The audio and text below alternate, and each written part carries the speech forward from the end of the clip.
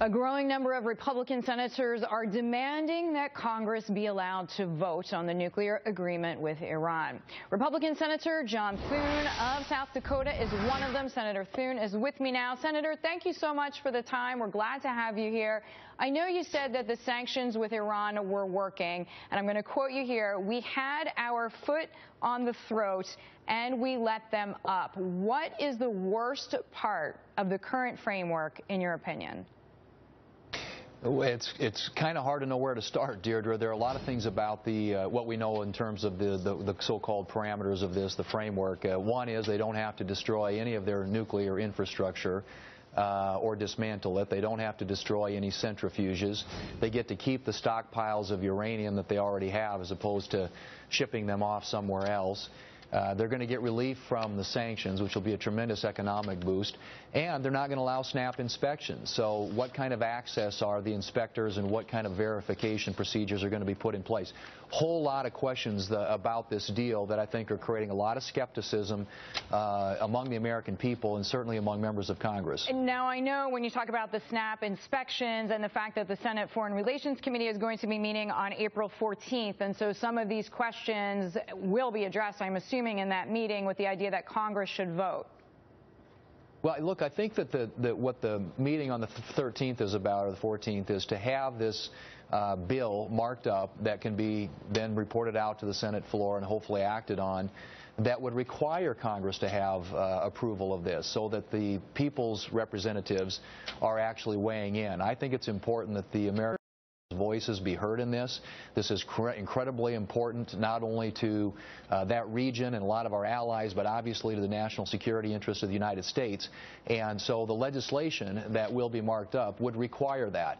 And I hope the President comes around and supports that point of view. I think it's really important for something of this consequence, something that has this kind of impact on America's national security interests, that Congress be at least a part of that process and the American people be a part of that process. Well, I know that Senator Corker has said, listen, basically, we just want to ask some questions. But I want to ask you about the charges against some of the Republicans, some of the peers that you've been working with, about this letter that was signed that went to Iranian leaders warning them essentially not to sign a deal with the Obama administration, and some Democrats actually calling out and saying it was treasonous. That letter that you and others signed was treasonous. What is your answer to that? The letter was just a statement of the facts, and obviously the administration has been, from the very beginning of this, I've described it basically as an end run around Congress. And when you've got your own administration that's going around Congress, there's a lot of concern among members of Congress that we're entering into a bad deal. We want to prevent Iran from getting a nuclear weapon, not pave the way for them to get a nuclear weapon. And so the letter just was a statement of the facts about how our Constitution, our system of government works, and what this deal would mean. If it's agreed to by one administration, obviously the next administration isn't bound by it. And that's the concern as members of Congress. Many of us are going to be around, hopefully, in future years when this president is long gone. And so when he enters into a deal, we want to make sure that it's a good deal. And the letter was essentially a statement of the facts. There isn't anything the administration is disputing about that letter. And if nothing else, it at least drew some attention to the particulars of this deal. And I think it had some value for that reason. The American people are paying attention. A very important nuclear agreement with a country that has a tremendous importance to that region and certainly, again, to the world when it comes to national security. Senator, since you talk about the continuation of any administration, Senator Lindsey Graham actually said, you know what, we should just wait altogether. Iranians do not fear or respect President Obama.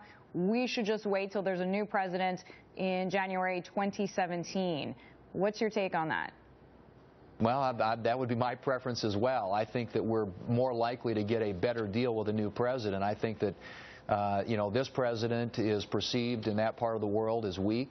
I think when it comes to the negotiations with Iran, that we've given up on pretty much every point.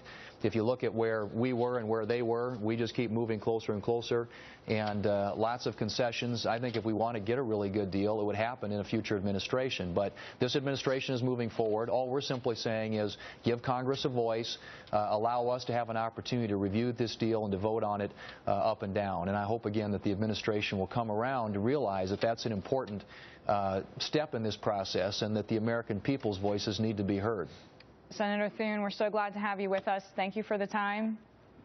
Thanks, Deirdre. Nice to be with you. Senator John Thune of South Dakota joining me there. Well, with the risk of a discussion of how much risk this means for investors, we are bringing in the president and co-CIO at Protege Partners. Ted Seides is with me. He manages $2 billion in assets. Ted, it is great to see you.